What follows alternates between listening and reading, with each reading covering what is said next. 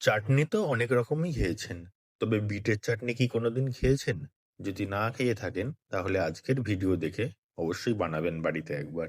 সেদিন আমি বানিয়েছিলাম বিটের চাটনি। তাহলে চলুন দেখে নিই কিভাবে বানিয়েছিলাম আমি বিটের চাটনি। আমি নিয়ে নিয়েছিলাম দুটো বিট। বিট দুটোকে ছুলে এবারে গ্রেট করে নেব। আমি তো গ্রেট করে নিচ্ছি। আপনারা চাইলে আপনাদের পছন্দ মতো পাতলা পাতলা করে কেটে বা যেরকম ইচ্ছা করে কেটে নিয়ে চাটনিটা বানাতে পারেন। চলো কথা বলতে বলতে সমস্ত বিট গ্রেট করা হয়ে গেল। এবারে এগুলোকে চেপে এর ভেতর থেকে রসগুলো আমি বার করে নেব। এরপরে আমি চলে যাব রান্নাঘরে। শুরুতেই দিয়ে দেবো সাদা তেল। সাদা তেল দেওয়ার পরে এবার আমি ফোড়নে দেব সর্ষে আর শুকনো লঙ্কা। একটু লাল লাল হয়ে এলে বিটগুলো দিয়ে দেব। বিটগুলো এবারে আমি একটু ভাজা ভাজা করে নেব। তবে এখন কিন্তু আমি নুন দেব না। নুন দিলেই বিট থেকে আরো জল বেরোবে। তার জন্য নুন না দিয়েই আমি ভাজতে থাকবো। এদিকে বিটগুলো ভাজা হতে থাকুক, আর আমি ওদিকে বাটিতে কিছুটা পাকা তেঁতুল গুলিয়ে নেব। আপনারা চেষ্টা করবেন রান্নার কিছুক্ষণ আগে তেঁতুলটাকে ভিজিয়ে রাখার জন্যে। আমার আগে খেয়াল ছিল না, সেই কারণে এখনই একটু গুলিয়ে নেব তেঁতুলটা।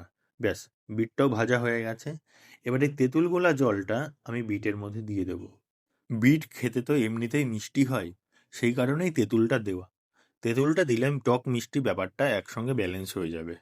গ্রেট করে দেওয়া বিট এমনিতেই গলে গেছে এতক্ষণে, সেই কারণে খুব বেশি জল দেব না। সামান্য একটুখানি জল দিলাম। এবারে দেব পরিমাণ মতো লবণ।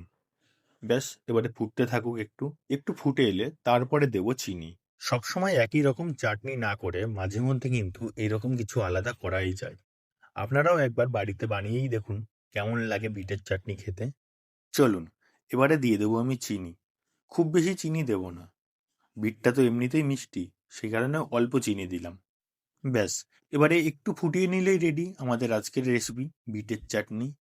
বাঙালিদের শেষ পাতে একটু চাটনি আর পাঁপড় ভাজা হলে আর কি চাই বলুন।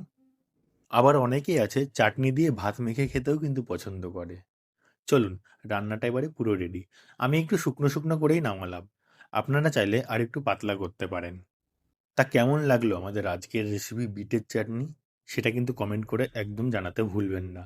আর ভিডিওটা যদি ভালো লাগে তাহলে একটা লাইক আর শেয়ার করে দেবেন। তাহলে চলুন, আজকের ভিডিও এই পর্যন্তই থাকুক। দেখা হবে আবারও নতুন একটা ভিডিওতে নতুন কোনো রেসিপি নিয়ে।